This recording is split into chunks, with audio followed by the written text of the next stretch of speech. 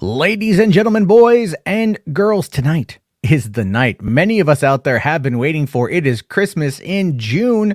Doomcock, the supreme ruler of the underworld of bullshit, finally getting called out by his own posse, and as a result of that, oh my god, he can't take it. The tears and the salt is flowing, and I don't know about you, but I want to laugh and laugh and laugh right now.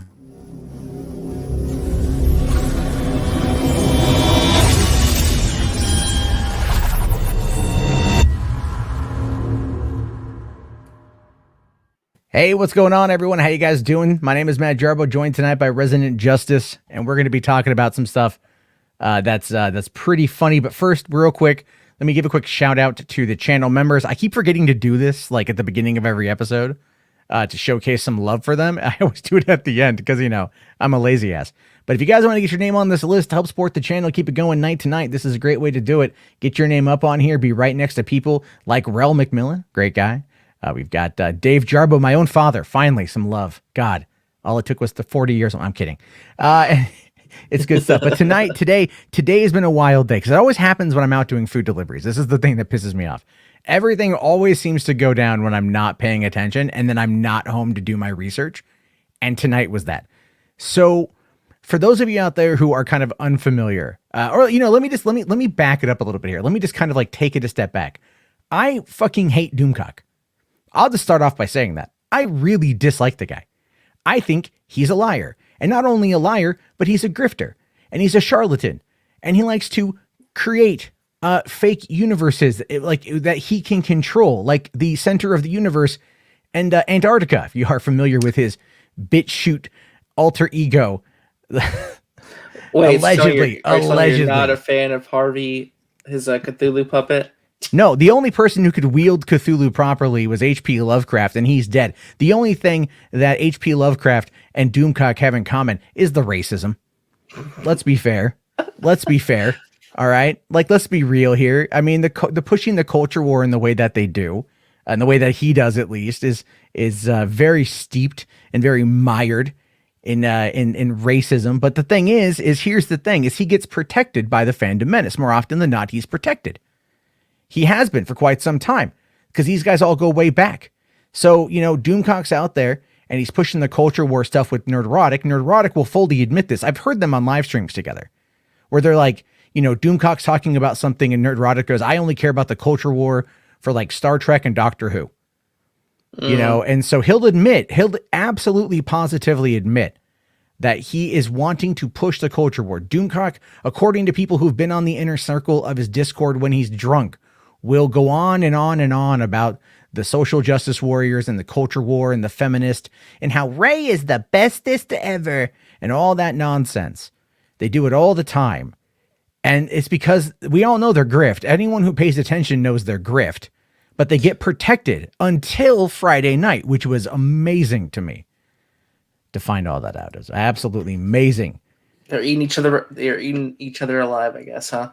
Well, here's the thing. Here's the thing on that one is you don't quite know. Real quick, though, H-Barts here does say $2 produced by H-Barts. At this point, yeah, I'd argue H-Barts is clearly a producer on the channel. And then he also says here, where did he come from? Who is he? We don't know who the man behind the mask is. And I don't really care to know who the man behind the mask is. I have a feeling that information is going to absolutely come out because these people, they do know each other and they do know each other's real identity. And information like that has a tendency of coming out when drama and beef happen. So it's something to consider on that one right there. I don't know, and I don't support it. I don't want to know who he is. I just want him to stop lying. That's basically where I'm at with it. And so this whole thing today has been hysterical to me because watching them all eat each other alive, especially coming up after the Mecha Random 42 situation. And the Geeky Pixie stuff. Now I am okay. So I have personal beef with Mecha Random. Everyone knows that. She tried to sue me for criticism, which is really funny. And apparently that tanked her standing with like Midnight's Edge, which again is really funny. Now Geeky Pixie, fill me in on that one because I don't quite know all the details. Basically it was a guy who in the Phantom Menace a lot of people were simping for because they thought that it was a Asian woman who played Mario Kart, did Twitch streams. A lot of people gave this person a lot of money. Turns out they were a dude named Jared. And they got called out, and Jeremy and Ryan Kinner were like, "Oh, we always knew." Blah blah blah blah. It's always a dude named Jared. You know what I mean? It's always a dude named Jared. Did he walk the subway every day for lunch? Now I don't. Yeah, like so. Okay, so Geeky Pixie was a dude. Now okay. I guess I just for the sake of conversation, just for the sake of clarity, like was it a trans female? Or was it just a guy who was pretending to be a woman on the internet for clout? The latter. That's what it was. Okay. But here's the thing. He's done it before. This is the second time it's happened. He fooled everyone again under a new identity. So it's the same guy who's done it twice. Oh, I don't feel any sympathy then for who got shafted. All right. Like if you fall for it twice, that is shame on you. All right. That is shame on you. By all means, stop simping for women on the internet. All right. There's an old internet rule that there are no girls on the internet. But live by that rule and it will save you a lot of money and embarrassment. I'm just saying. Also, real quick, H Parts now is a member of the channel. Thank you very much, H Parts. You love me so much, buddy. I appreciate that one. Anyway, so Geeky Pixie is a fandom menace liar and got called out twice. Mecha Random kind of exposed a lot of the details. As far as I know, didn't she kind of like pull the wool back on things we already knew, that it was all a grift, that it was all a lie? Yeah, pretty much. I mean, okay. I mean, because we basically know that. But it's like, if you pay attention to the fandom menace at all, you just know. It's not even a question of anything else at this point. You just know that they are full of it, which is why so many of them, like Jeremy, has tried to pull himself back. But I'm sorry, you can't sit there and say that you're no longer part of the fandom menace when you still engage in the exact same behavior when you were doing it in their name. Right. It's all like, I'm no longer fandom menace. I disassociate from them, but I'll still make the content that appeals to them. And I'll hang out with them on streams and say, and, be fighting this culture war BS, Yeah. So, I mean, it's obviously just like a branding issue, but you're never going to get away from that. Right? Like they're never going to get away from the fact that Jeremy ran a side channel that was more or less like championing like the election fraud information, or I should say disinformation, to the point of where the lawsuits started coming out. And as far as I understand it, as soon as those lawsuits started coming out, that's when he more or less like turned tail and ran from it because he didn't want to like get sued in a massive lawsuit from Dominion. He's out there running his mouth over things he clearly doesn't know about, but because he understands how to work the algorithm and to pimp that rage, because that is the fandom menace in a nutshell. And when we talk about someone like Doomcock, it literally becomes the exact same thing. Doomcock has lied to his audience. He's manipulated his audience for a very long time. And I'm very surprised that Ryan Kennel called it out. And I'll tell you this, I got the whole clip right here. We're going to watch the whole clip. And this clip gives you the context setup, and it gives you a little bit of Jeremy on the back end. And maybe you might understand why Doomcock got a little bit upset with Jeremy, got a little bit frustrated with Jeremy over this entire situation. So let's take a listen. The news is that Kathleen Kennedy is imminently going to be fired when her contract runs out. Yeah. And has she gone or is she here? Kathleen Kennedy's employment status is queer.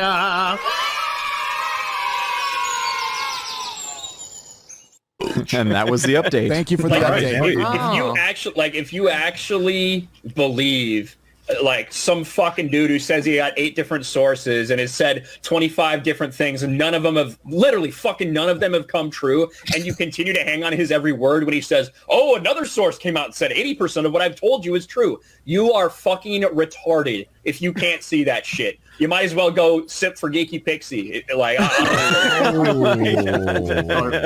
take it you don't buy it. No, it's not to buy. Are we talking about a particular source here, or am I missing like Tomato? Yeah, I'm talking about if legitimately you're just hanging on the every word of Doomcock every time he fucking comes with one of these different rumors about the same fucking thing over and over again. Yeah, I think that's. Do you have ridiculous. Like a beef with him or something? Are you? No, What's the beef, Ryan? It sounds like you do. Show me on the doll where he hurt you, Ryan. He didn't hurt me. Did he say you looked like a Flash Gordon supervillain or something? No.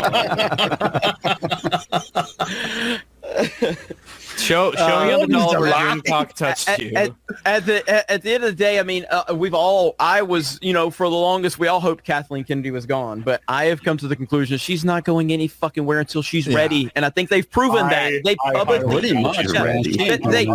They publicly fired Gina Carano and shamed her. At that point, if you had any faith that Disney was going to move in a different direction, I think that should have been the moment where, everybody realized that whatever faith that we had that this would get corrected,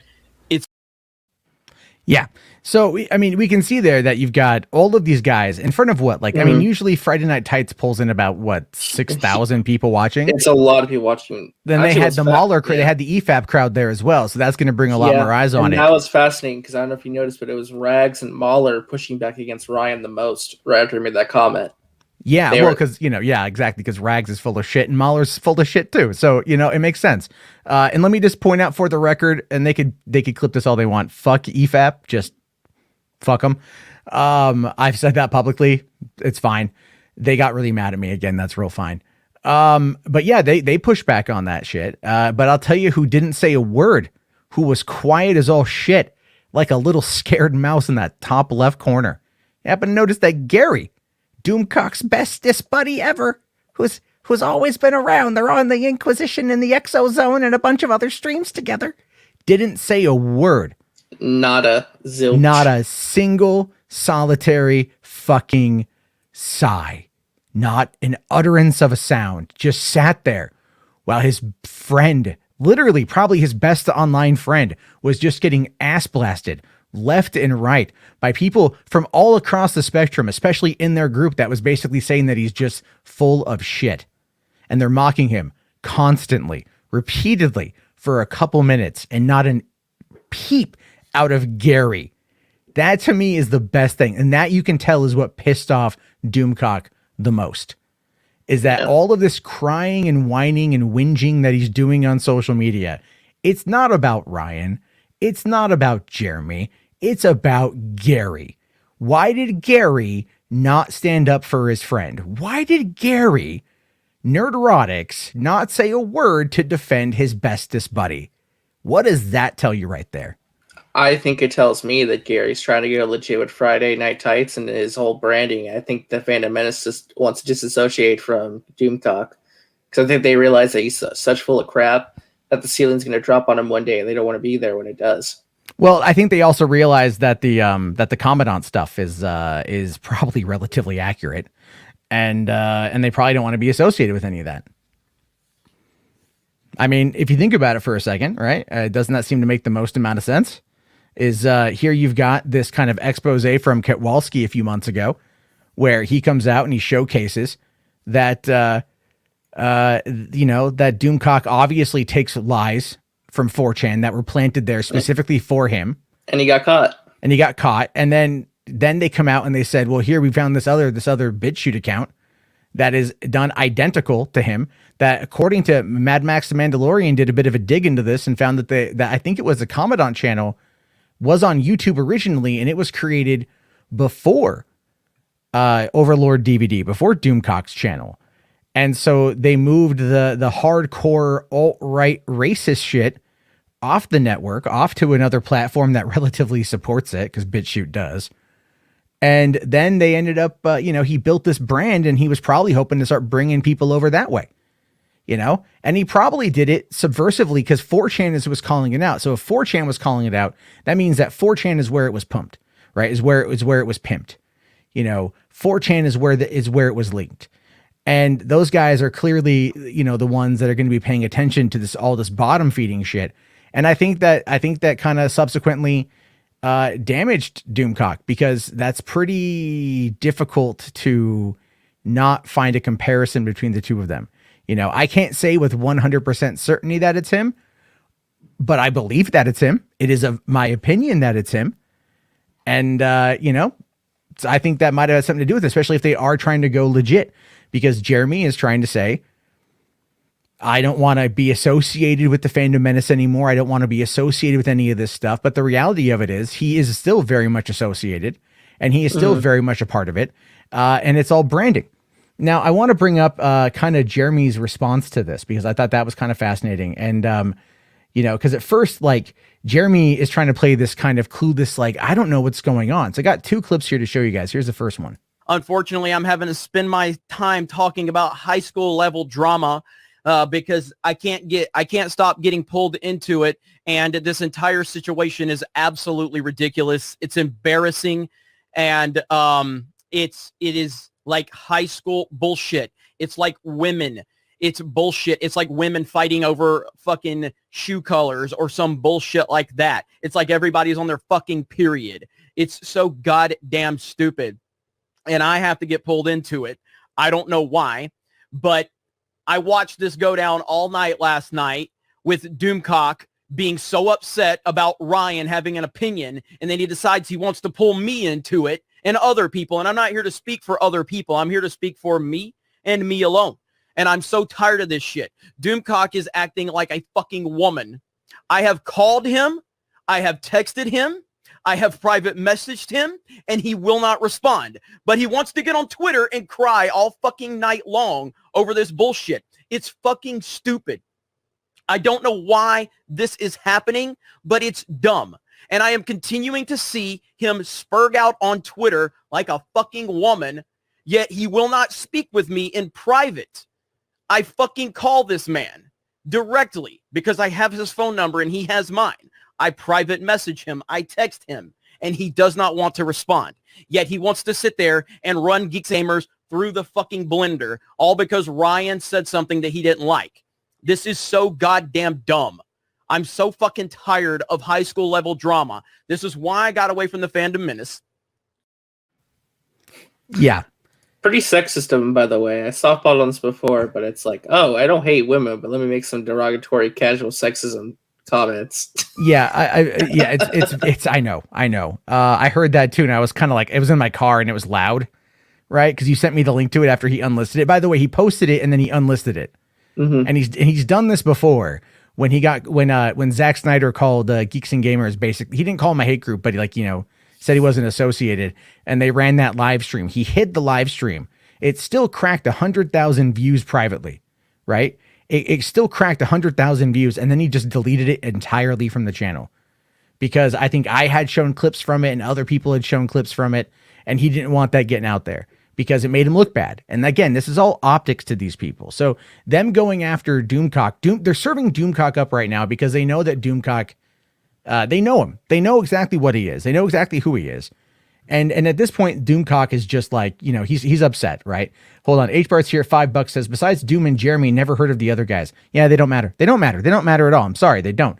They matter in that group. They don't matter to me, period. You know, at all. And I know Geeks here says Doomcock posted something on his community channel, and I have a screenshot of that because RJ here did send me that. So this is what Doomcock says over on his community post.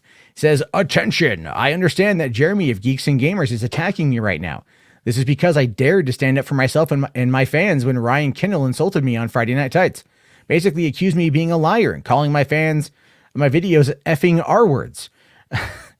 That wasn't going to fly. I stood up for myself. Wait, what? Anyway, okay. I called Ryan out, and the worst part of it was Gary did not bother to say a single word in my defense.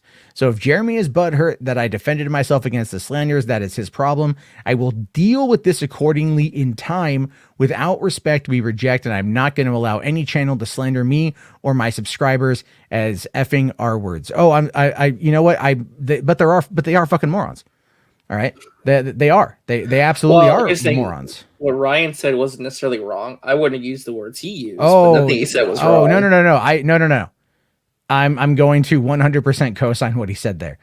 And I'll explain why. I will absolutely positively explain why I feel that way. Because I have called out Doomcock a couple times now, right? I'd say probably more than a couple, you know, like not so much recently.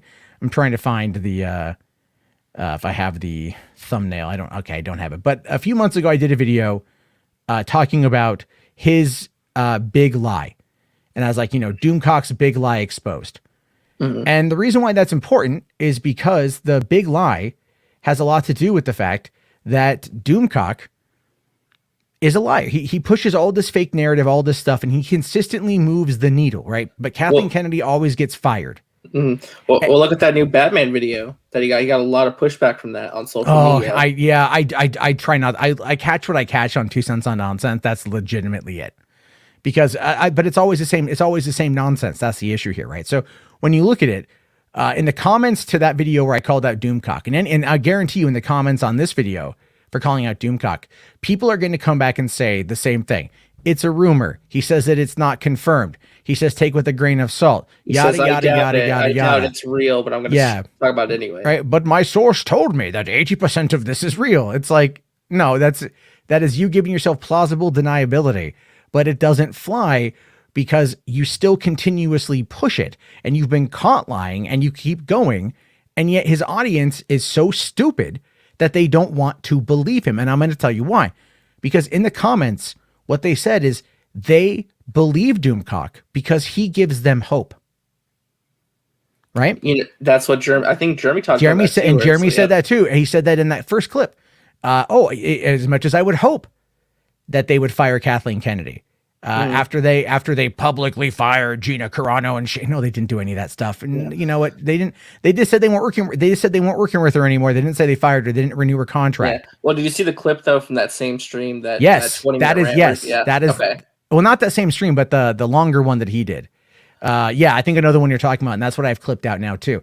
So just to give you an idea that when it comes to Jeremy as a person, Jeremy will do what's best for Jeremy always. Every time and always. He's as much of a snake in the grass as anyone else involved in that entire community. And if he wanted to come on here and defend himself, I'd gladly send him a link. I have no problem. And he knows him and I have a beef. Now, I do kind of respect him today for calling out this kind of crap. All right. I do respect him today for calling out this kind of crap, but it goes back to that thing we were just talking about, which is that, hey, listen, you can't sit there and say you're no longer part of the fandom menace when you still kind of use all their talking points and hang out with all the same people. That it doesn't really work that way. But this to me was probably the best part of the entire 17-minute video that he put out, and that I'm pretty sure at this point it's probably already deleted. If you believe Doomcock's rumors, that's great. I don't. If you think that Lucasfilm is heading in the right direction, that's great. I don't. If you think that George Lucas has a George Lucas cut of The Rise of Skywalker, that's great. I don't. If you think that George Lucas is coming back to take over Star Wars at his age, that's great. I don't. If you think that Kathleen Kennedy is getting fired for the 450th time, that's great. I don't. So I don't. Beautiful. Absolutely beautiful. And then of course, Fantastic. The realistic, the artist interpretation of what happened next was very much this. Jeremy, we were in a car together. Jeremy. Yeah, they did those car videos. They did a car video, and let's see. Did you ever notice?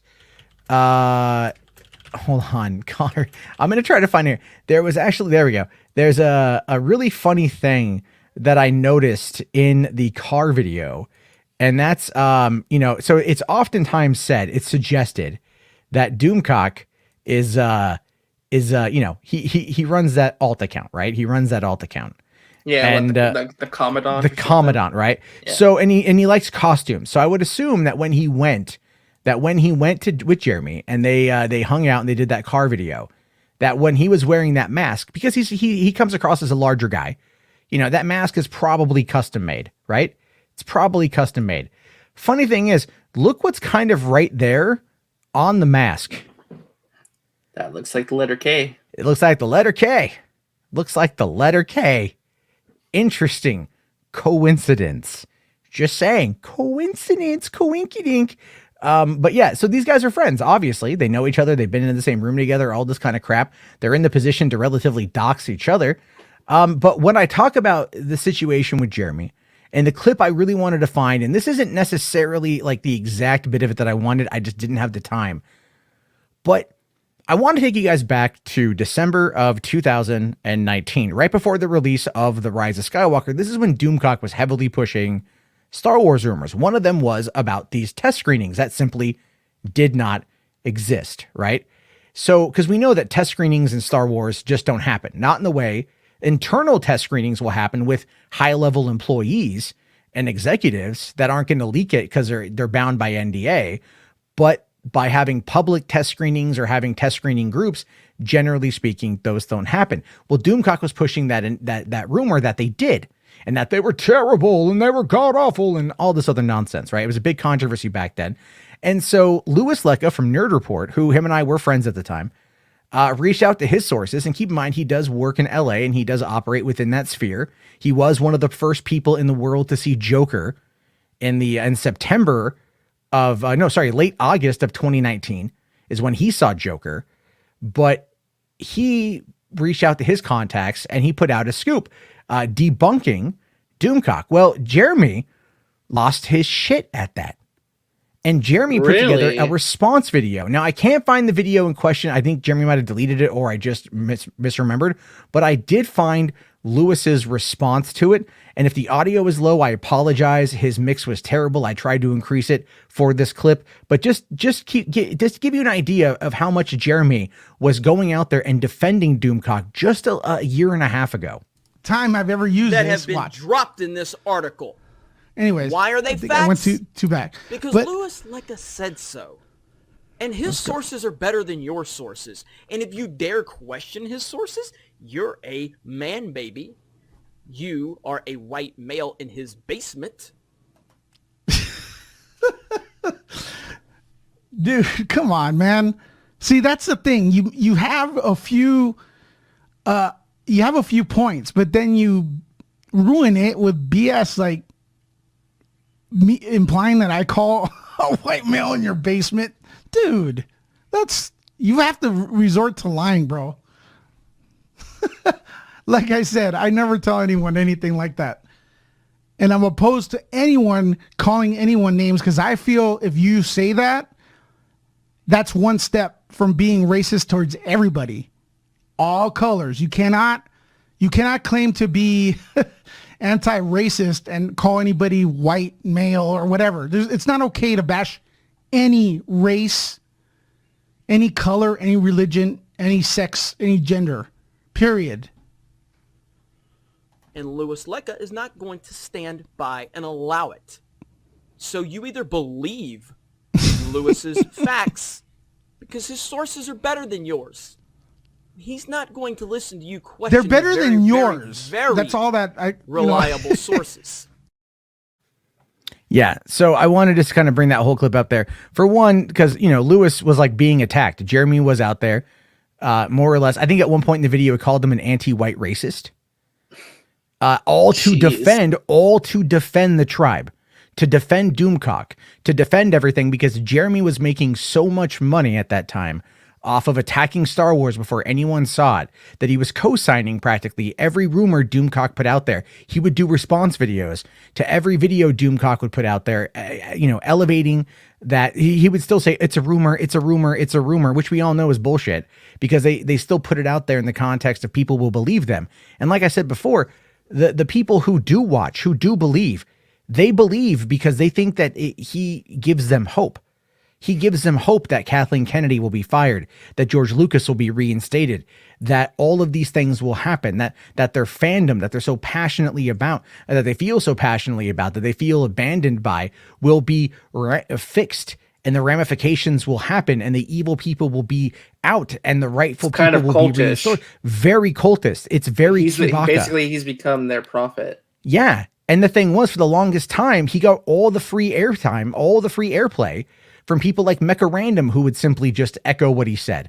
Jeremy, who would echo what he said. All of these people who would echo everything that he said without ever once pushing back on it, no matter the insane level of conspiracy that was there. And it's continued on, but now they found themselves in a position where it's just, they're out of the realm of it. Right? There's no new Star Wars movies until 2023. The Mandalorian is heavily lauded. It's very applauded. It's loved, very much loved. All the new shows look like they're going to be doing very well. The Bad Batch is very good and people really like it. And so you don't really have anything that the social conscious can be twisted into attacking. What do they have to fall back on? Oh, they shamed Gina Carano. They didn't shame Gina Carano. Well, if you look at some of Doomcock's content, he went after Falcon Winter Soldier saying people dropped off in the second episode. And that's a big fat lie because you look at the Nielsen ratings, all the numbers, the viewership went up. So that was another example of him trying to fight that culture war with his rumor nonsense. So, well, yeah. And the whole part of it is just they're trying to push this culture war narrative. They're trying to argue it because that is how they feel they are going to be able to keep themselves making money. Because they know, because even Jeremy says, it might be in that clip, that Lucasfilm already won. He does say it. He's like Lucasfilm already won. Yeah, I think that was in his stream. Yeah, the 17-minute one he did today. He said, yeah, Lucasfilm already won. You know, people are getting this hope and all this and that. Like, I'm paraphrasing. That's what he kind of was saying. Yeah, but he's like, but then he'll still have to double down and attack Lucasfilm for the Gina Carano thing. And he talks about like, oh, I don't like mass downvoting campaigns and I don't like people making up stuff and all this kind of crap. I'll say this though, I understand that completely because when I had my shit 3 years ago, people were coordinating to mass downvote my content and coordinating to flag my shit. Believe me, there was a Discord with like 3,000 people where every time I posted a new video, they were coordinating to attack it. And then also they would make up things and just run with narratives that went as far as to dox different women that they were trying to think that they could connect to me in a way, or they tried calling CPS and getting my kid taken away. You know what I mean? Like there was a lot of shit that went on back then. And so I understand how these kind of things can work. I do get it. And I don't support any of it. And I don't agree with any of it. And I do appreciate, as much as I dislike Jeremy and I find him to be a duplicitous snake oil salesman, because he is, I appreciate in that moment in this stream, he's calling out one aspect of it, right? He's calling out one aspect of it. Yeah, but here's the thing though, like with the Brie Larson stuff, and they did her YouTube channel, they were engaging in that though. They were like, they might not actively have said go downvote these videos, but they were talking about like the Star Wars stuff with the High Republic. Like, oh, look at these downvotes, let's make videos about that. You know, they said, look, this is beautiful, this is a good thing, blah, blah, blah. So, I mean, they haven't like downright told their audience to go downvote stuff, but they've covered it and seen. Well, they don't. They also probably don't. You know, they probably don't like condemn them up front. You know, or they might say it like just it's like lip service. Yeah. Like, no, don't go and downvote that, guys. No, what? Come on. Oh, well, but let's highlight how many dislikes it has and say, oh no, I know. Beautiful ratio. I know. It's all part of it. It's all part of their grift. It's all part of their con. It's about what they have to do now. And if they are trying to go legit, if they are trying to push themselves to a perspective, to a position where they might be able to bring on sponsors or to bring on other people, it ain't going to happen. I'm sorry. A lot of you guys are associated with a group that is known, like that is thought of, at least on a public sphere level, as being associated with Nazis and sexists and racists, no matter how much you want to push back against it. So I was in Gamergate, goddammit. I'm none of those things, but people still think I am. Because I was associated with Gamergate in the beginning, never mind, I was for the ethics, right? But it's like there's but then again, it's easy to get caught up in the nonsense and to like go after feminists and SJWs and shit like that. There's a reason why I stopped, because it's pointless. But these guys, they need the grift to keep going because that is where the money is. That is the thing. Attack the money. If you attack the money, Firewater said it best. If you attack the money, what else do they have? Well, look at what Doomcock did. He ran off to go to a members-only stream to cry about it. And look, I just wonder how much super chat money he they pull it in during that stream. Yeah, well, I'm waiting to see if somebody had recorded it and leaked it out there.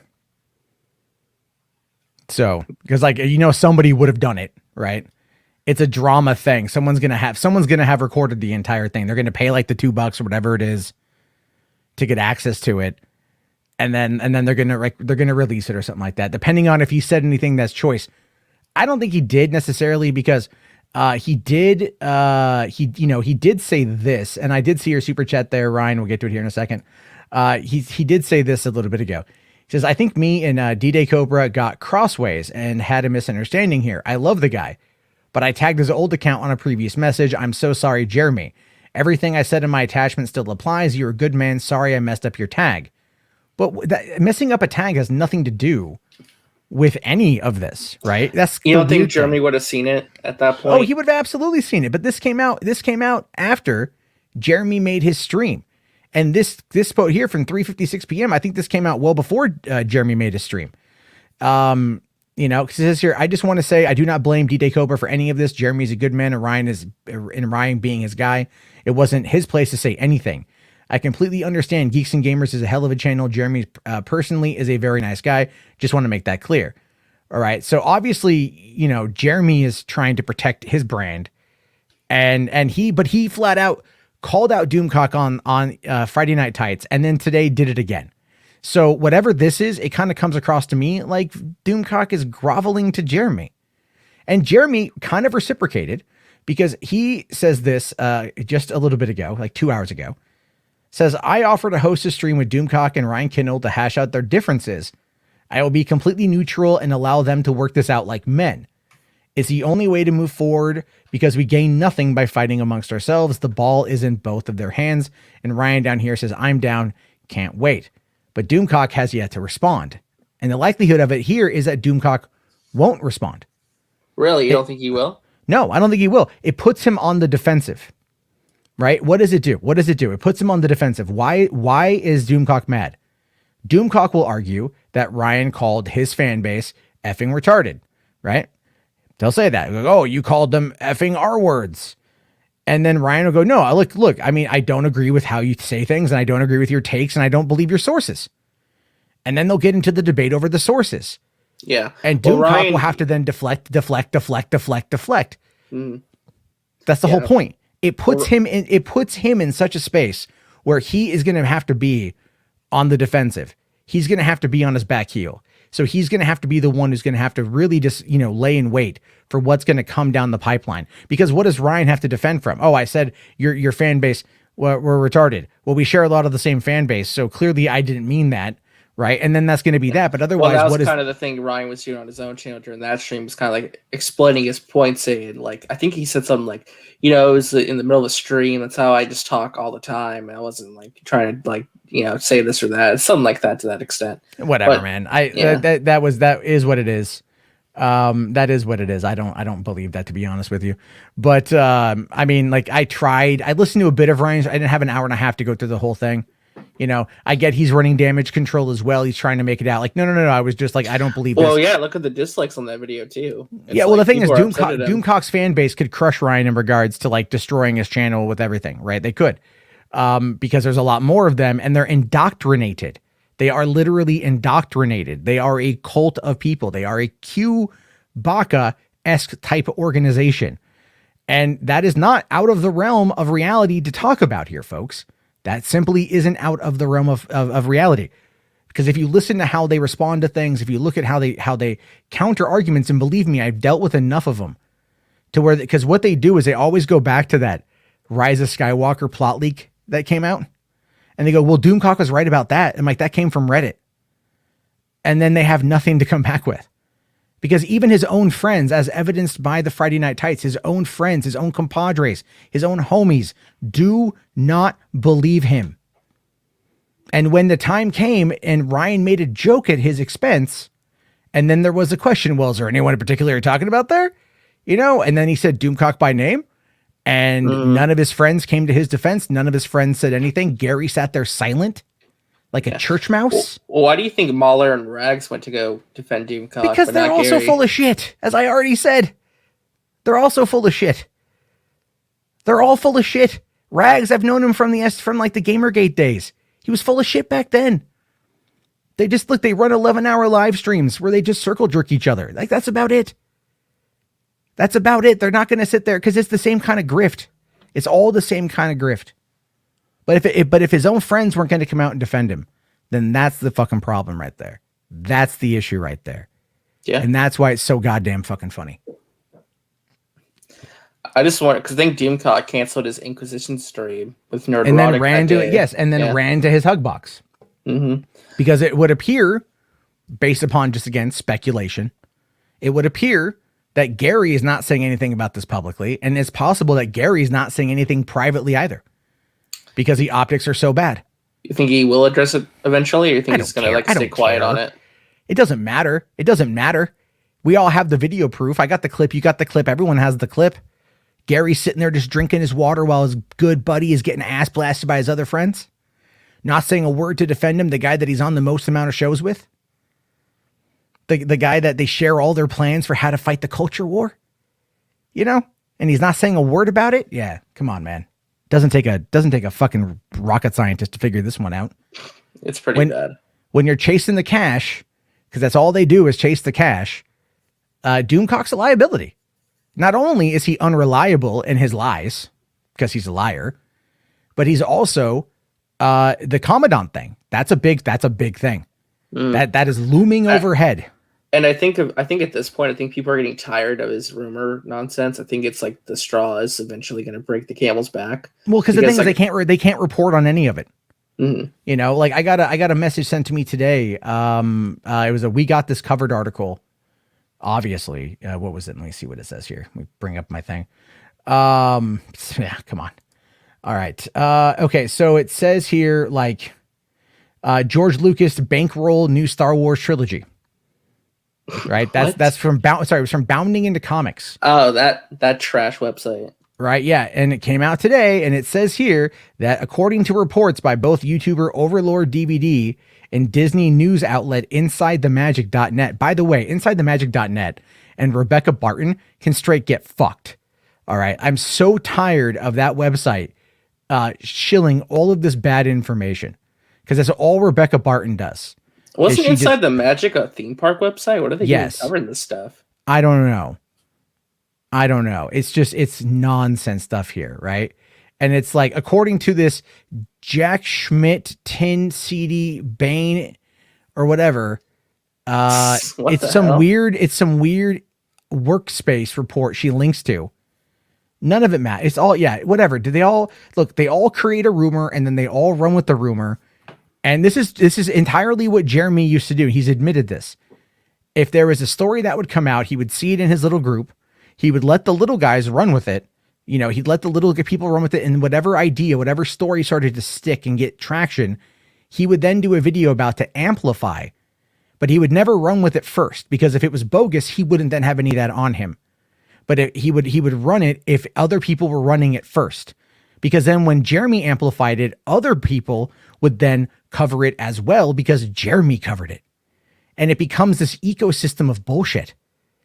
And now that a lot of that's kind of backed itself off because it's not as profitable maybe anymore, or it's boring, I don't know. You can start to see that the entire business model has shifted, which is why Jeremy is trying to go legit, and probably in essence why Nerdrotic is probably trying to go legit. And I don't know if Nerdrotic is trying to go legit. You look at his channel, it's hard to tell. Hard to tell. I just don't understand what their end game is. I don't understand what they're trying to do at this point, because I don't think going legit. They're not trying to do anything. They're just trying to make money as long as they can. But what happens when the money well dries up, though? I'm just going to ask you this: are you a person of faith? Yeah. Do you go to church? Not very much, no. Okay, but you have, right? I'm pretty sure, like, family did. Yeah. Okay, tithing, right? Mm. Tithing is all guilt. It's all guilt. Well, if you don't pay your tithing, then you're not a real Christian. That kind of same idea, where they keep you go. Look, the idea of church is this: you go to church every weekend, and the pastor sits up there behind the podium and sells you on an impossible idea. That life eternal is just waiting if you submit your soul to Christ and love him unconditionally, and he will return that love unconditionally, and he will bless your life with many things. And that is what they sell you. Now, whether or not you believe, it's entirely up to you. And I'm not trying to attack it. I'm just using it as a prime example. It's the same motivation. When you sell people on the concept of faith, it then turns into a belief. It's no longer an opinion. And it's much harder to break someone's belief than it is to break their opinion. And that is really what it boils down to here, is that they are not selling you an opinion anymore. They're selling you a belief. They're selling you that if you trust them, they will then lead you, shepherd you through this madness, through the SJWs, through the crayon heads, through the feminists, through the bullshit, to the promised land of what exactly is that again? No one knows, because it doesn't exist.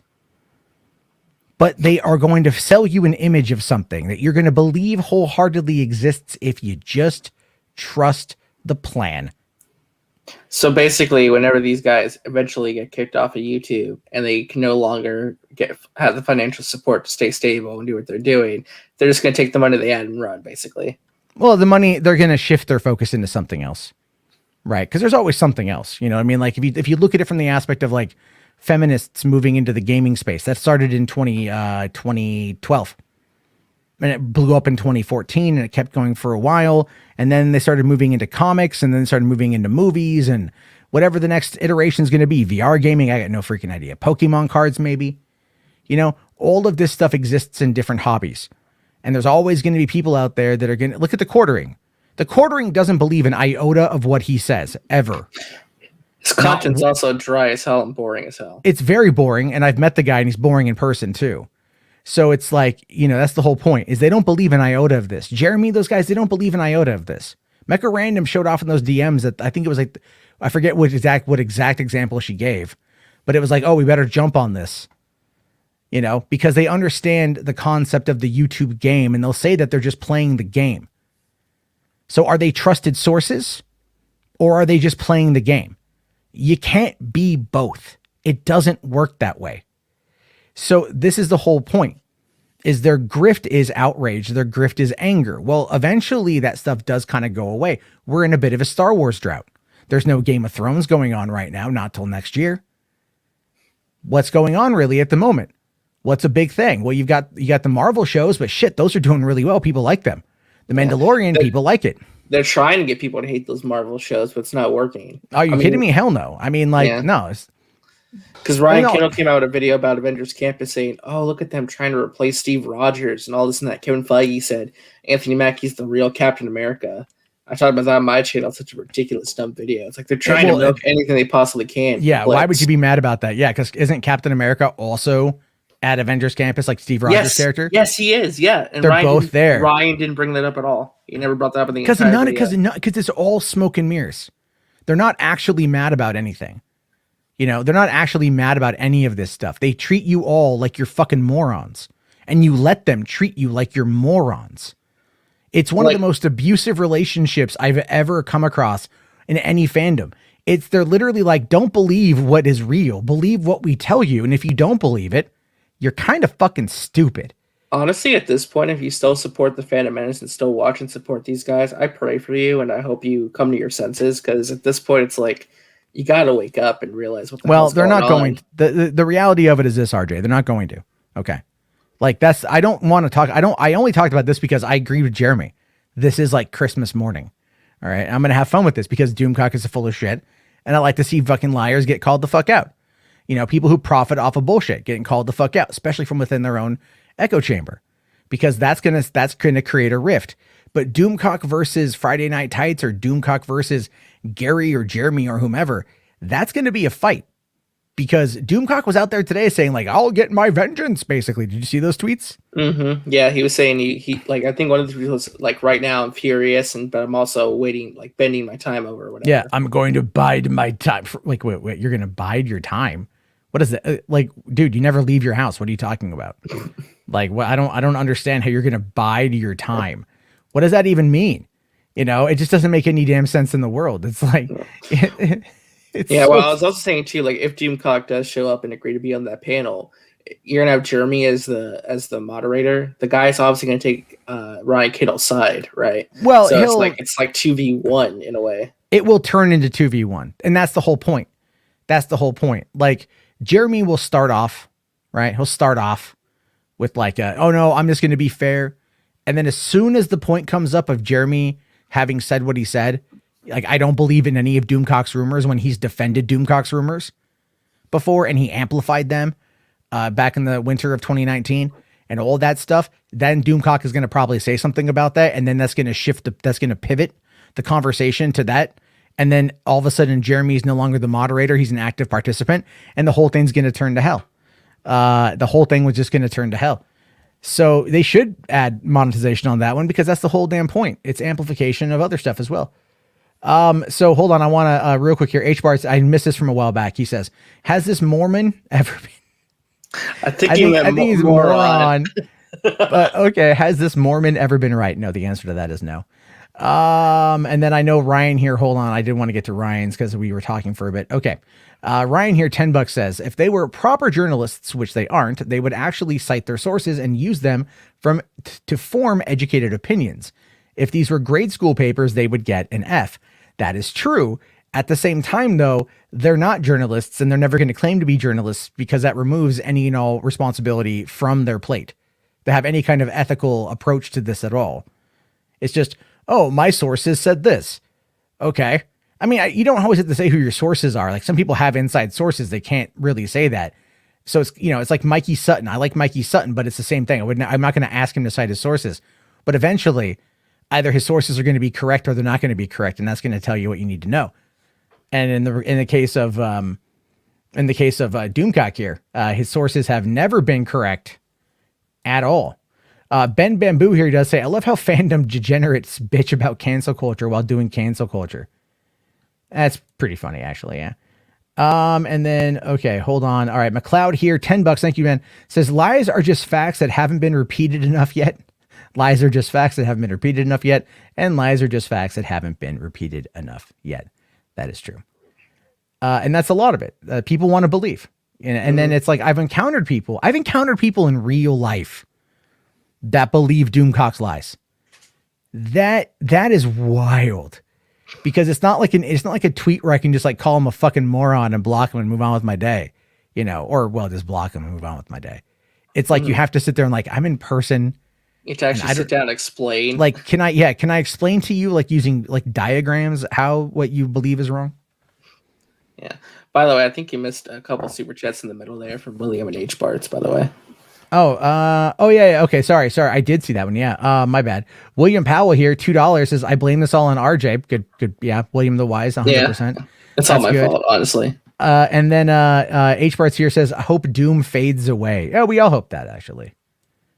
We actually all hope that. Yeah. I mean, looking at Doomcock's views, though, all the likes, like his Batman video, that stupid, horrible video got 13K likes, dude. That's insane to me. Well, people, again, they just want to believe. It's just, they just want to believe. Honestly, hold on. 098 Team here he says his last video got 140,000 views. He is serving his fans.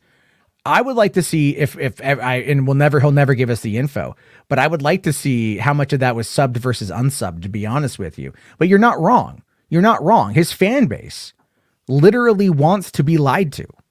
They literally want to have someone stand in front of them and tell them lies.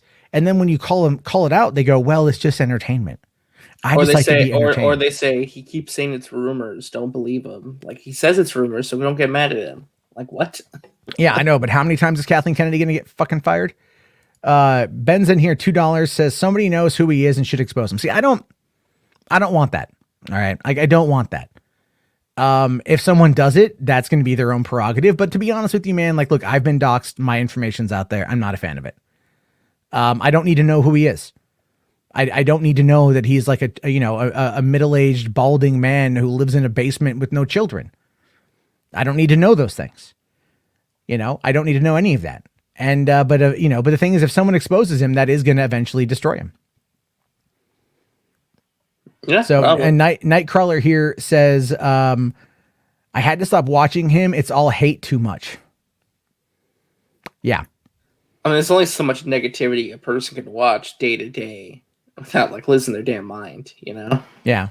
Well, Cosmic Yogi here makes an interesting point. Says if Jeremy gets a good deal, he will sell Geeks and Gamers and get out. It all depends on to buy it. I don't know. Well, that's kind of the whole point, is like amassing enough of a traffic base for the website that then you can then either bring on adverts or sell to a parent company, because there's enough there that it's a Geeks and it's a Gamers website. The thing is, the Geeks and Gamers name is tarnished. The brand is tarnished. He would be better off selling it to another company and rebranding it and not being associated with it. That's the reality of it. But he won't, because his ego is tied to it. He wears like the Geeks and Gamers hoodie, or whatever, the hat or whatever, a shirt or whatever in his videos. He does all the branding stuff. And he's appealing to a demographic that, people are paying money to be members of his website. I guess they make premium content. and that's cool, right? That's his business, fine. And I kind of respect it, to be fair. I do. You know, I think he's got shit opinions and I think he's kind of an asshole, but like, I respect the hustle. And, but I don't think anyone's going to buy it. You know, if they did buy it, they would immediately tank the brand. They would destroy the brand. They would just bury it, never to be heard from ever again. Selling it, if he wants it to be his legacy, is going to be the worst possible thing that he could do. And then H Parts here says, what's this got to do with Zack Snyder? I don't know, man. I don't know. I think Doomcock is trying to grip with that Batman video to get the Snyder fans after him. Yeah, I heard. I did hear. I was watching 2 Cents on Nonsense, and I heard the part when he's like, "Oh, but there's Ben Affleck," and it's like, "Oh, shut up, dude." Yeah. Like no one from and that's the thing is like the Snyder Cut fan base does not want the Fandom Menace. All right, like there's a guy in the Snyder Cut fan base called Fatal J, and Fatal J is like a fucking moron, and like. He didn't like he got mad at the Snyder Cut fan base because he felt like they were gatekeepers and he didn't get invited to this one party basically. So then he kind of started associating with the Fandom Menace and started like hanging out with them and whatnot. And then he's kind of gotten more crazy with it. Now he's attacking the fan base. He did a stream today where he said Snyderverse fans are hypocrites. Yeah. Oh, I know. And it's like, again, it's all just tactics in order to kind of create the division and whatever anything else is. Like I'll criticize the Snyder Cut fan base, but I'm still one of them. You know, like that's how I am. But yeah, anyway, nothing to do with Zack Snyder yet, H-Barts, but soon, very soon. McLeod here says, I'm honestly baffled as to how anyone could take a guy who dresses up like a whack job dollar store Power Ranger villain seriously. I mean, I don't know. Again, he tells them what they want to hear. It's cognitive His videos dissonance. have gotten worse, honestly. He has that stupid comedy bit with his stupid Cthulhu Oh my puppet. God, I heard so that. Yeah, bad. It's so bad. Like, I want to try stand-up comedy one day, but like I would never do it with the puppet. For one, I can't do ventriloquism, and two, me and puppets don't mix. Okay, that much we know is true. And but still, he's got like he writes the jokes, then he records it, and then does the other dialogue. And then repeats the joke back to himself like 4 times, and then fake laughs at his own joke. Yeah, and it's the sparkling vampire thing with Pattinson. Yeah, I know, right? Like we that 2008 joke called, died. Yeah, that joke died like 10 years ago, dude. 2008 called wants its glittering, sparkling vampire back. You know, like we all made those jokes a long time ago.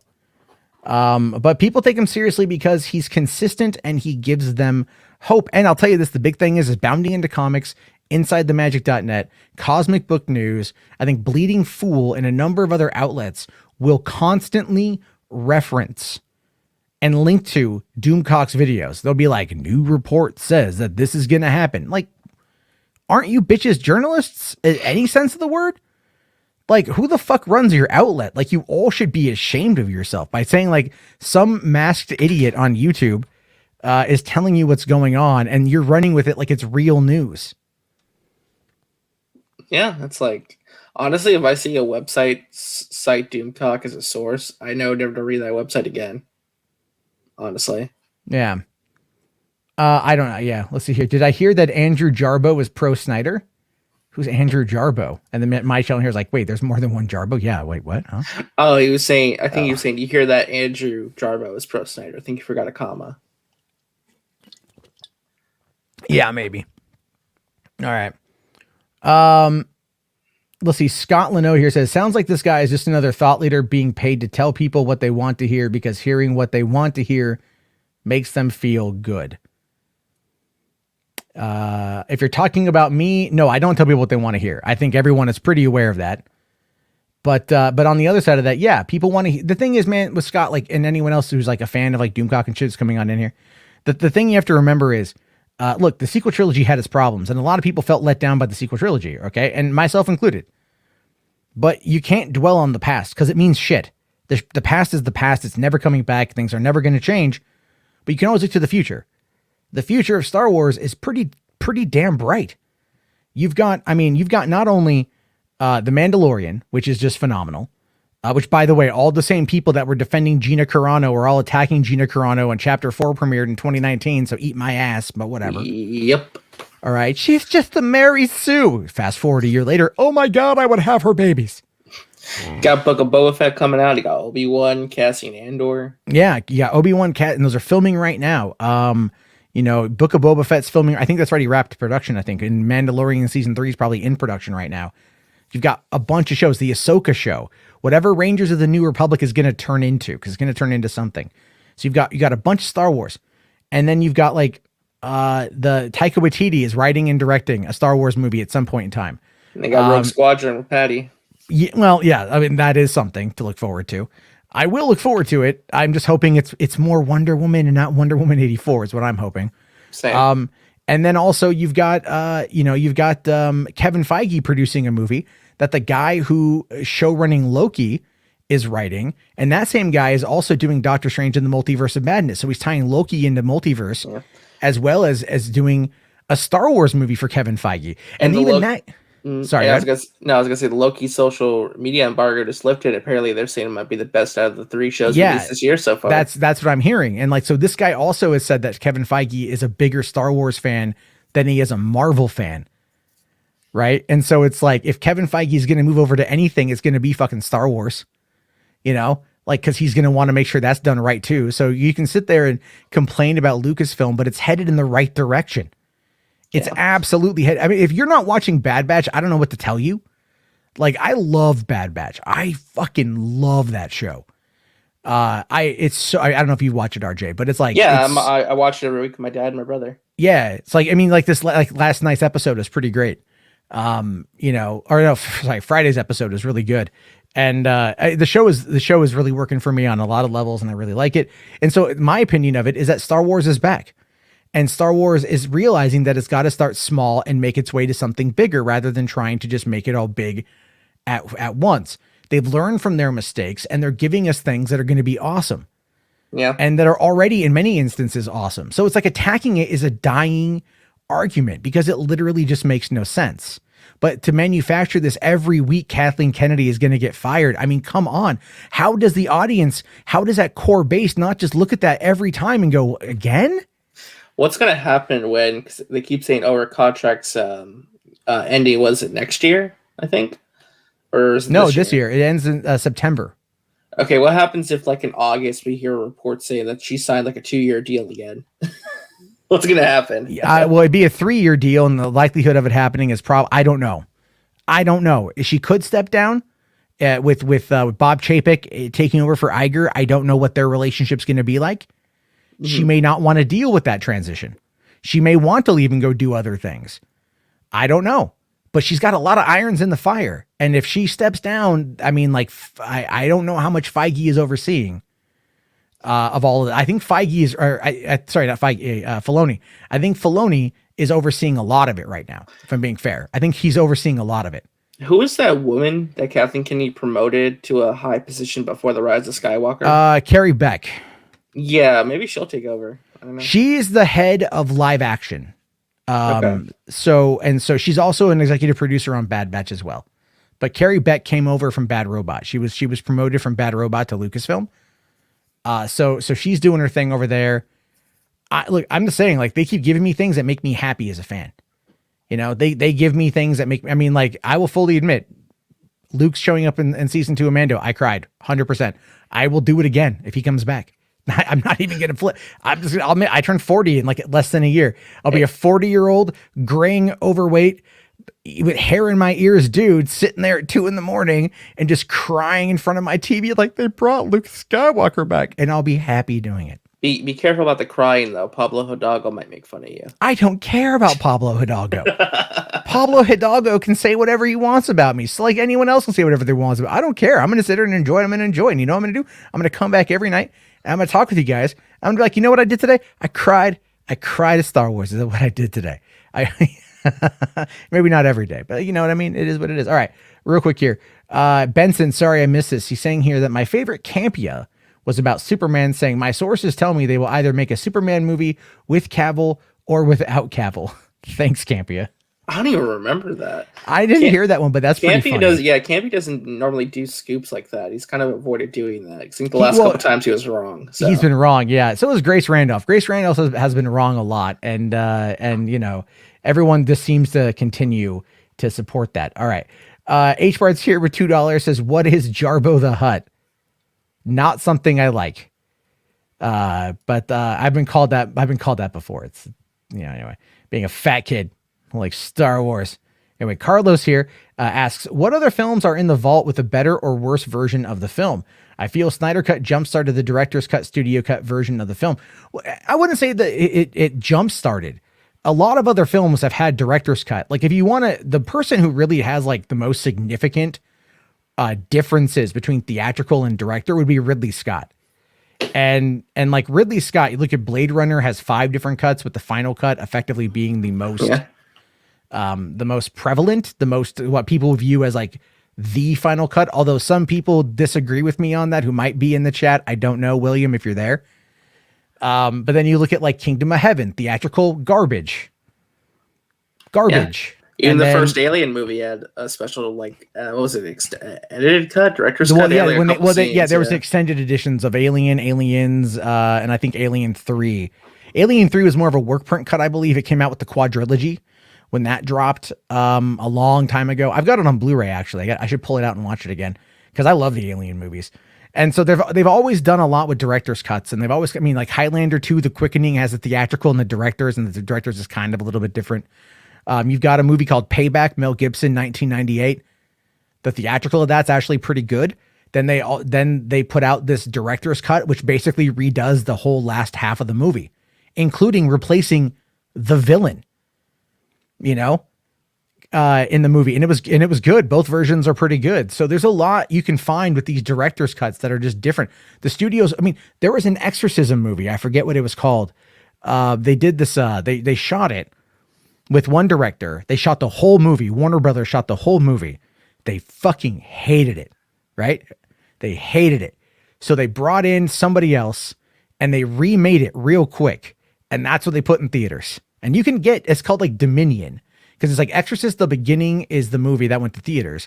And then there's Dominion, which was the film that they shot, that they scrapped the entire movie.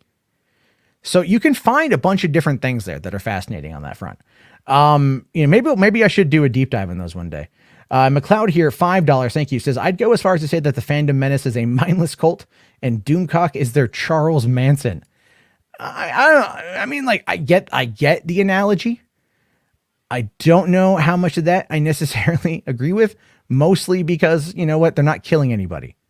So, it's one of those things where you just don't know. But I get what you're trying to say there. And then, all right, let's see here. All right. The Punisher director's cut is good. Are you talking the Lundgren or the Thomas Jane version? Yvonne here says the director, the Daredevil director's cut. Yes. It's a much better movie. I still think the Coolio subplot was shit. I still think that should have been cut. That was terrible. The whole courtroom stuff with Coolio, that was pretty bad, but I like the rest of it. Yeah.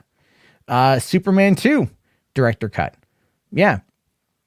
Dominion sounds a lot like what happened with Justice League. That is true. Yeah, that's very true.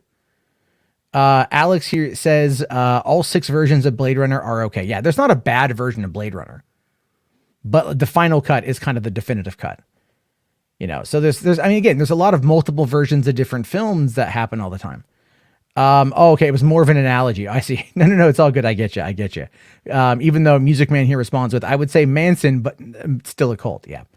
Ryan here, $5 says, I'm actually glad I've never followed these guys in the first place.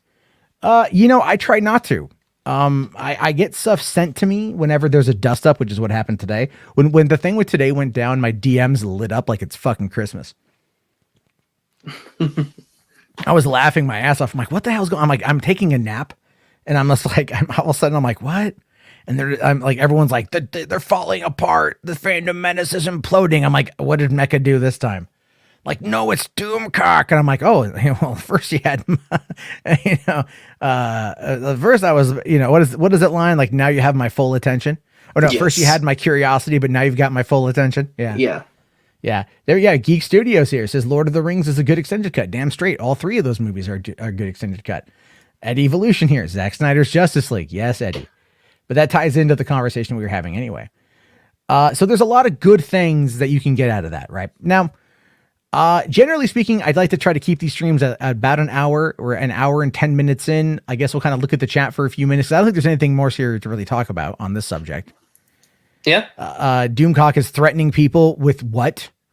He's like, oh, I'm a supervillain. No, you're not. Dude. Basically, the Phantom Menace is imploding before our eyes. Everything's a crapshoot, and everyone pretty much called it. Yeah.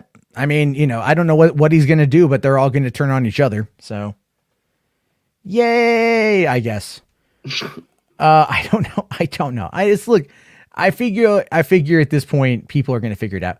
McLeoder says Dune has a couple of different versions. Does Dune have a couple? I don't know if Dune has a couple of different versions or not. I'll have to. I think there's a director's cut, isn't there? Dune director's cut. Let's see here. Dune extended edition steelbook. 99. Wow. It's $99 on Blu-ray.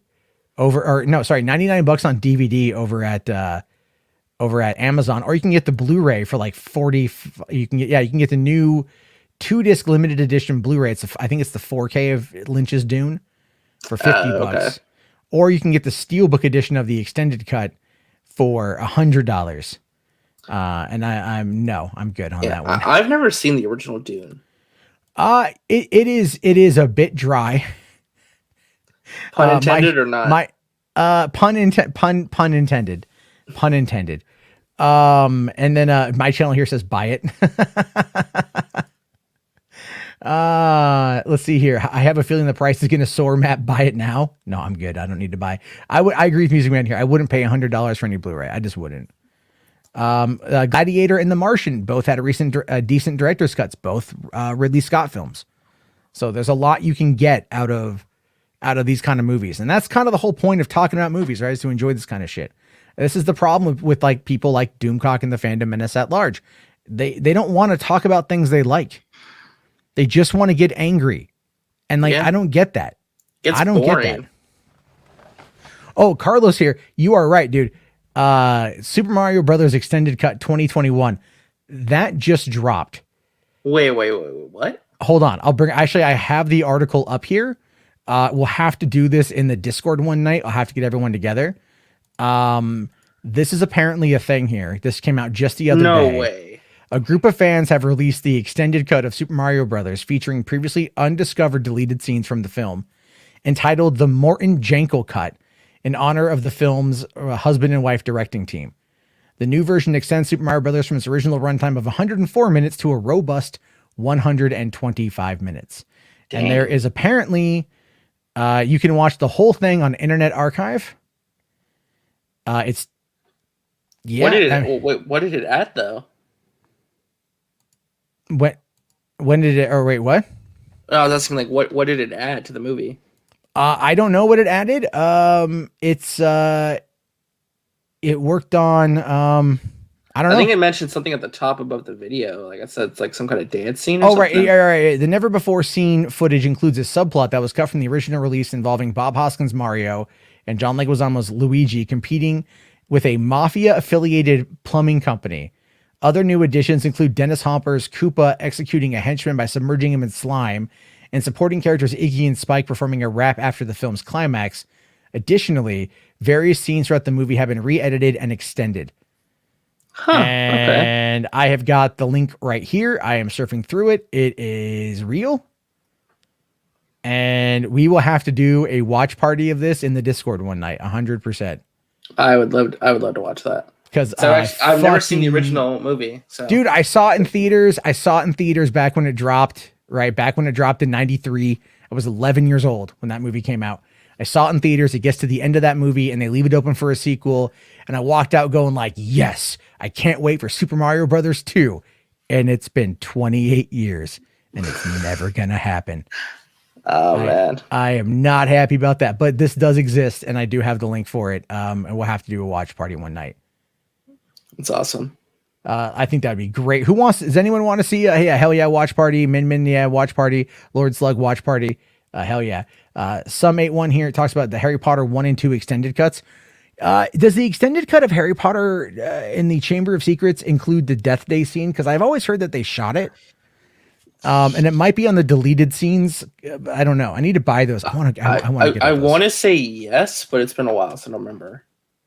Yeah. Oh yeah. Pretty much everyone's all down for a watch party. For this. Hell yeah. We'll do a watch party one night. I promise. Yeah. Let's see here. H Bart says I'm gonna get the Dawn of the Dead 1970 version 4K for $200. Did they re-release the original Dawn of the Dead? Because I know it went out of print for a while.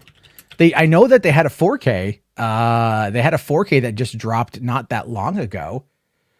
I mean, let's see here. According to Amazon, or you can get it on Zavvi for $99.99, and that's a pretty boss looking set right there, man. Holy shit. It's like a collector's edition? Yeah. Oh, dude, I almost bought, they had the Battle Royale limited edition 4K set. And I was going to pre-order it, but I could only get it. Oh, it's sold out right now. The sons of bitches. I was going to get it, but, they only, it would have cost me like $100 to like ship it over from the UK. Dang. And apparently a lot of people who got it, were complaining that the box was damaged in transit. I hate when that happens. Yeah. So this is the Dawn of the Dead, the 4K edition. The box set. Look at all these like DVDs and shit here.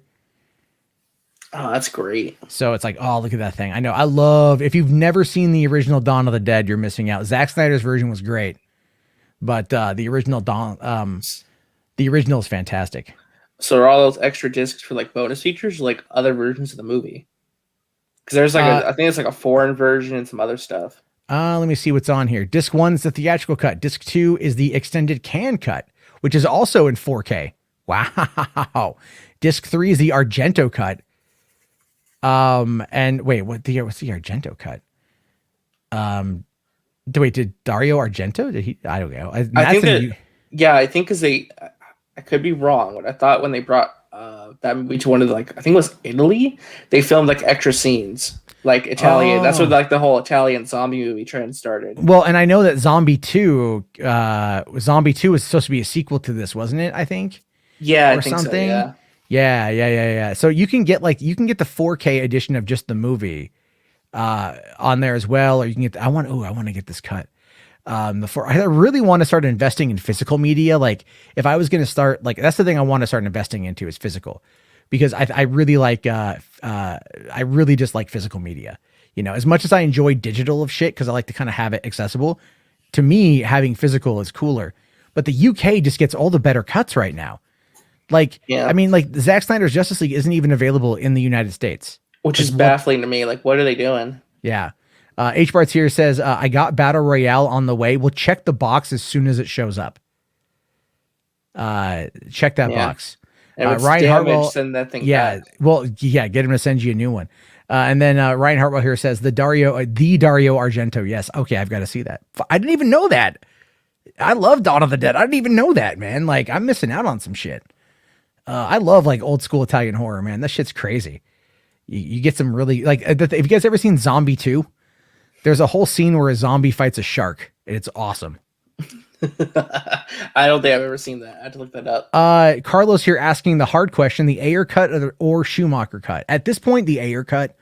As much as I do want to see the Schumacher cut, because I really like Batman. Batman Forever. I do. I unironically like that movie, and I would love to see an extended version of that with more that I just haven't seen. I mean, I don't understand why Warner Brothers is so averse to like giving the fans what they want. They could easily put it together and they could make a lot of money off of it. I don't know. I think it's a missed opportunity. Eddie here asks, did Donnie Darko ever get a director's cut? Yeah, they just released the 4K of that too, but it's got some issues with it apparently, and like the coloring is off and the Blu-ray looks better. I was never a Donnie Darko fan. I never got into it. Really? That's surprising. Yeah, I know. I never really Richard Kelly. I mean, Southland Tales was interesting, and I liked the box, even though it was a bit too simplistic for a feature-length film. But Richard Kelly kind of fell off the scene. Like I don't get it. Like he made 3 films, and that's about it. And then what is it? Adam Burke here says, I want to get the director's cut of Daredevil and the Watchmen director's cut. You can get them pretty good price on it. I bought the Daredevil director's cut on Blu-ray from Walmart for like $6. And Watchmen director's cut you can get for pretty cheap. I'll look on here. Let's take a look here. Daredevil. Yeah, I think I have a steelbook of the Watchmen director's cut. I don't have a steelbook of it. Yeah, you can get it right now. The director's cut of Daredevil on Blu-ray is $10, $9.46. And if you're gonna get Watchmen, get the ultimate cut. Get the ultimate cut. Yeah, you can get the complete story on what is it? There's a 4K of it that came out, right? I mean, you can get the Blu-ray, the director's cut of Watchmen for $13.32. And the thing with and I would say the ultimate edition of Watchmen is one thing. You can also get they have a 4-disc set and a graphic novel for everything. It's $51 on Amazon.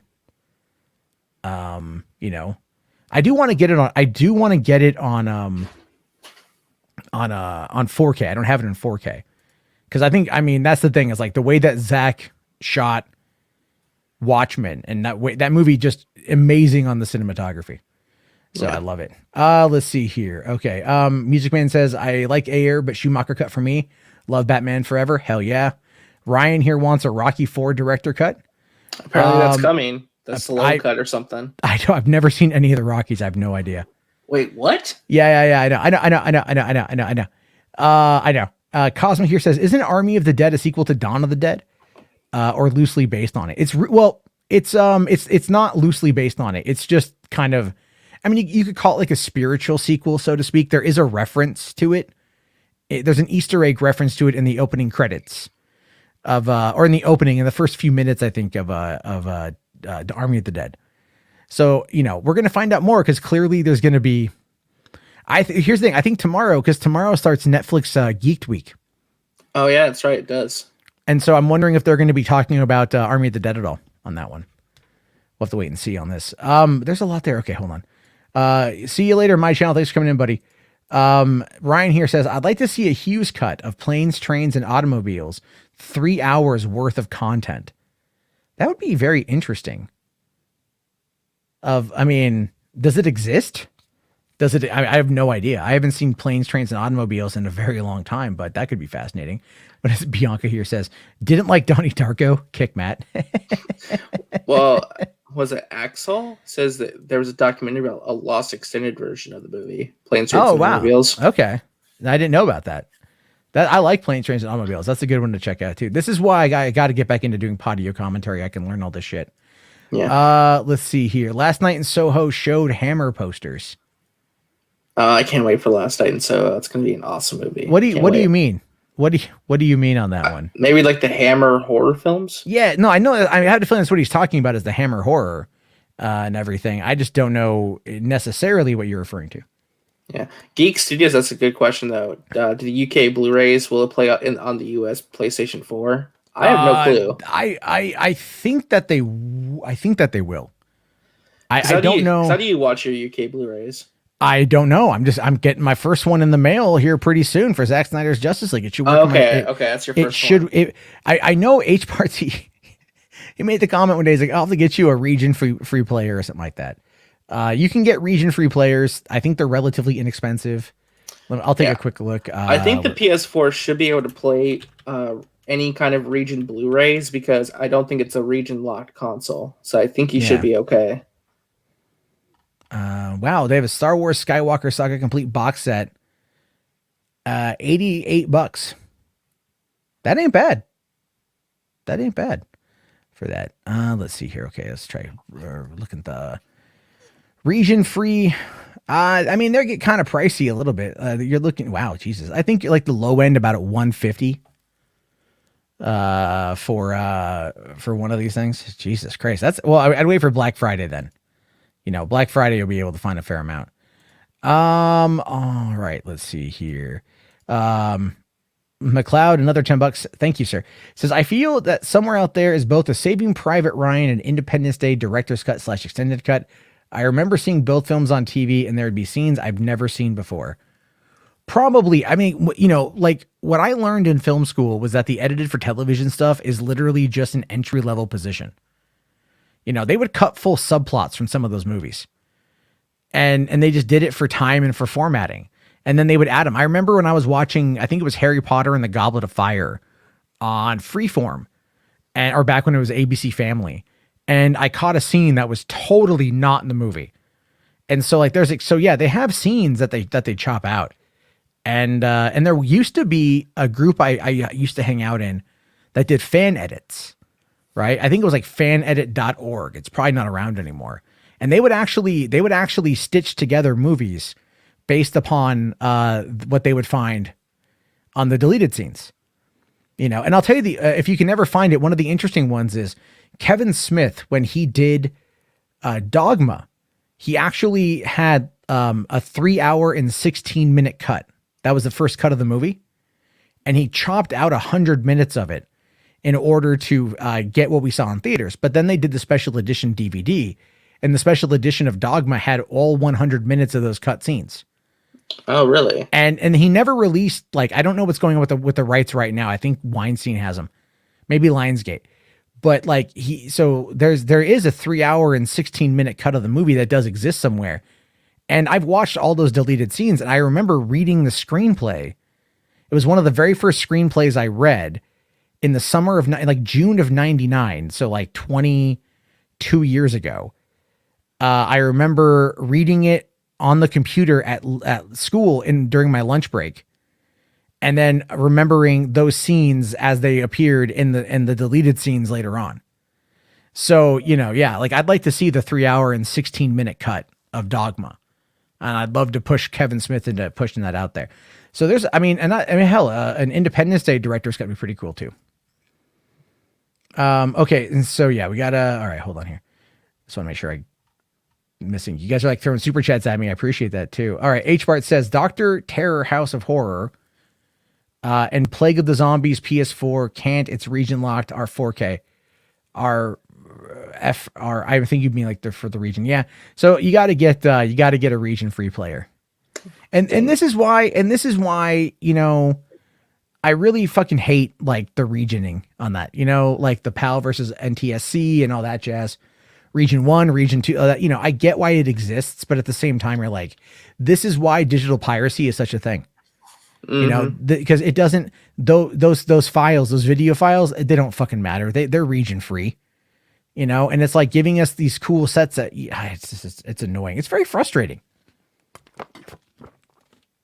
It's almost like they don't even really want us to do it. Oh my God. Ryan here has an article, AV Club unpacking the 3 hour planes, trains, and automobiles cut. My God. I'll have to read that one later. And then Yanis here says, do a podio of Masters of the Universe. Yeah, I'm kind of thinking of changing how I do podio commentary. Like, I want to do it like more free flow and like just kind of like talk about the relevant bits and then give my take on it. The scripting felt a little bit difficult because like it felt like I was performing. So I'm still trying to figure it out. But don't worry, it's not dead. I'm just trying to find the right format that I feel works best suited to my personality. So, didn't Green Lantern have a director's cut? Yes, it did. That's actually the first. I never saw the movie in theaters, but I did buy the Blu-ray on Black Friday, and it was the director's cut, and that's the only version that I've watched. So I don't know how bad the other version of it was. All right, yeah, thanks a lot, Geeks. Yeah, I got to start wrapping it up too. I got to get to bed myself. So thank you very much, man. Have yourself a great night. Paradox here with everyone may hate Doomcock, but you will always be more hated. Nah, I'm all right, man. I'll tell you what, the people that don't like me after 3 years, I don't fucking care. Well, you know what's funny though? The people who hate you, like you just talked about Mecca, like Mecca and like her banter with you with that whole Black Panther thing is what ultimately caused that downfall with her and Midnight's Edge. So. Yeah, you know what? Yeah, and it's like the people that came after me for flagging, like they've all been flagging. Right? They've all been flagging and doxing and taking down shit and harassing people and all sorts of crap. So I actually believe it or not, just the other day, I got a DM on Twitter from someone who made multiple attack videos against me 3 years ago, who DM'd me and said, I'm really sorry I made those videos about you. You didn't actually deserve that shit. Like how bad you got it, you didn't deserve. And they felt bad because they saw what came out of it and they looked back on it. And you know what? I'm like, look, you can't change the past, but I appreciate it. But I'm not going to be shamed by someone like you.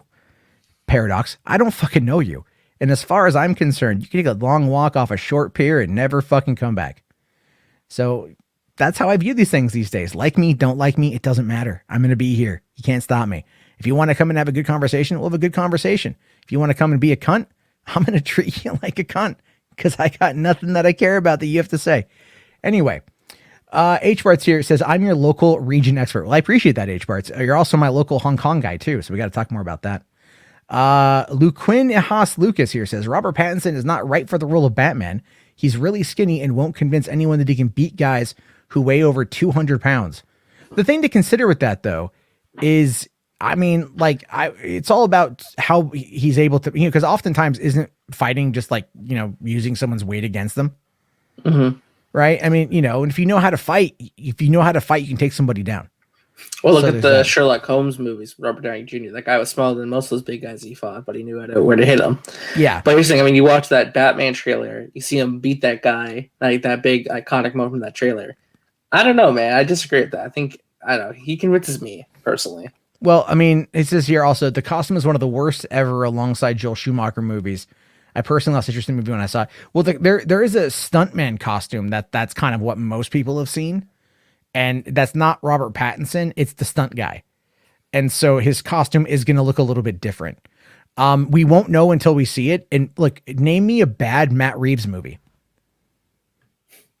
I'm like, well, you know what's funny? Someone came at me with that. I'll talk to you about it later. But someone came at this like, well, Cloverfield was a bad movie. I'm like, what the hell are you talking about? Don't put them in the same room with me. Just don't.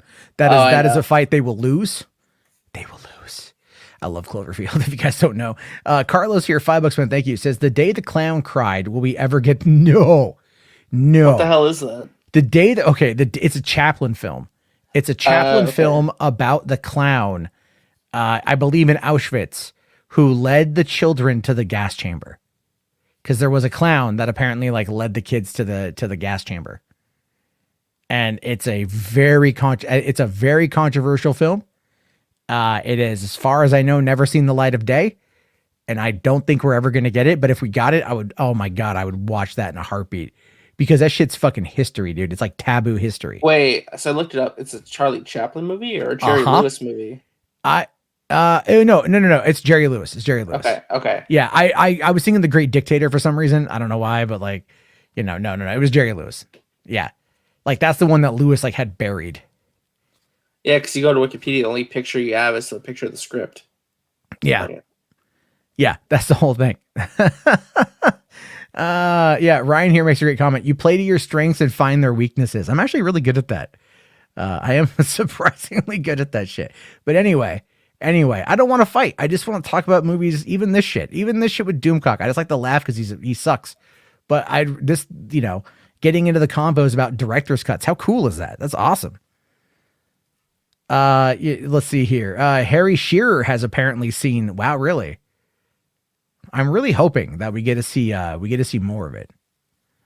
Okay. Luquina Haas here says, people in 2016 saying Ben Affleck's Batman was too violent. People enjoying watching Robert Pattinson's Batman beat a thug almost to death in the trailer. Hypocrisy. But you'd have to say those are the two people, or those are the same two people. I would be remiss. I don't know. I think that no, because I liked the Ben Affleck warehouse sequence in BVS. That is one of the coolest sequences ever. And people want more of that. And people really liked that. So those who were saying that they were mad aren't the same people who are getting mad at Batman beating a thug in the trailer. Not the same people. People like Batman. They like Batman because he beats people up. Let's be real. Let's be 100% real on this one. Like Batman is prone to violence, and that's one of the reasons why people like him. Especially also after the Arkham games. Yeah. So that's something there to consider. But all right, guys, on that note, I am going to wrap this thing up here. I'm running out of steam and I got to get to bed. I do appreciate everyone who came in tonight and talked. Thank you guys very much. To RJ, where can people find you, buddy? Yeah, you can find me on Twitter at Resident Justice or YouTube Resident Justice as well. So fantastic. And it's always a lot of fun just to have the conversations with everybody. And I'll be back on tomorrow night as well, around the same time, covering the current events of the day. Thank you again, everyone. Have yourself a fantastic night and peace the hell out.